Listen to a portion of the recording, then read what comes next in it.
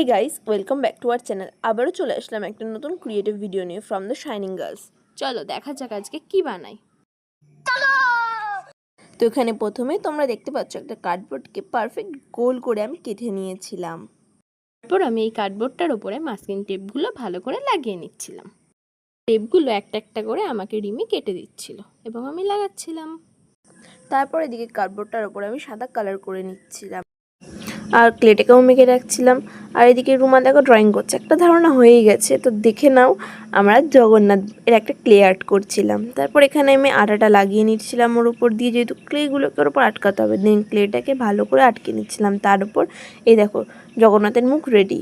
দেন তারপরে কালার করে নিচ্ছিলাম। আমার কালারটা পুরোপুরি করার পর ঠিক এমন লাগলো, একটু ডিটেলিং অ্যাড করার পর জাস্ট লাইক দ্যাট। দেখো কি দারুণ একটা আর্ট তৈরি হয়ে তোমাদের সামনে আছে।